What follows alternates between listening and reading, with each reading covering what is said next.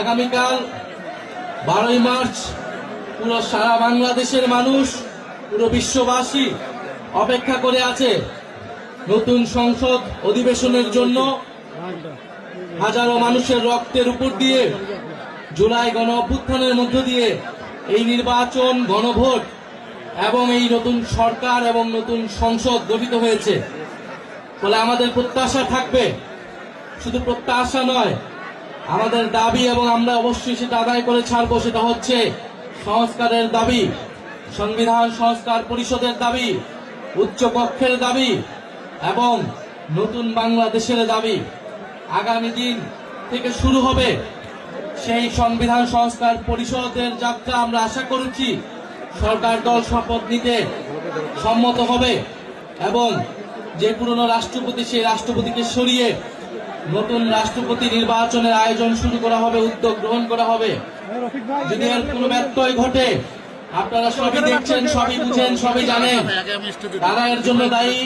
তারা বাধাগ্রস্ত বাধা তৈরি করবে, আপনারা সেগুলো দেখবেন। আপনাদের প্রতি আহ্বান থাকবে, আপনারা যার যার জায়গা থেকে সোচ্চার হবেন।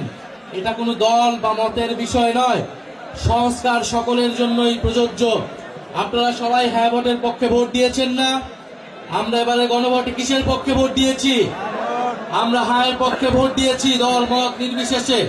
ফলে সেই হ্যাঁকে কার্যকর করা এই সংসদের অন্যতম দায়িত্ব। সেই দায়িত্ব পালনের জন্য আমরা যাচ্ছি। দেশকে দুর্নীতি মুক্ত করার জন্য, ঋণ খেলাপি মুক্ত করার জন্য, চাঁদাবাজ এবং সন্ত্রাসকে মুক্ত করার জন্য আমরা সংসদে যাচ্ছি। সারা বাংলাদেশে আবার অর্থনৈতিক মন্দা শুরু হতে পারে, আন্তর্জাতিকভাবে যুদ্ধ শুরু হয়েছে। এই সময় দেশে যদি ঐক্য না থাকে, দেশকে এগিয়ে নিয়ে যাওয়া সম্ভব নয়। সরকার একা দেশ পরিচালনা করতে পারবে না। ফলে জাতীয় ঐক্য প্রয়োজন এবং সারা দেশে আমাদের মা বোনদের নিরাপত্তা বিঘ্নিত হচ্ছে। আপনারা জানেন, বিভিন্ন জায়গায় শিশু হত্যা হচ্ছে, নারীদেরকে ধর্ষণ করা হচ্ছে। আমরা উপযুক্ত বিচার চাই। বিচারহীনতার সংস্কৃতি থেকেই বাংলাদেশে ফ্যাসিবাদ এবং স্বৈরতন্ত্রের উদ্ভব ঘটেছিল।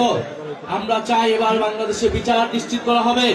যে সকল জায়গায় মা বোনদের নিরাপত্তা বিঘ্নিত হচ্ছে, সে সকল জায়গায় আইন শৃঙ্খলা বাহিনী কঠোর ব্যবস্থা নিবে।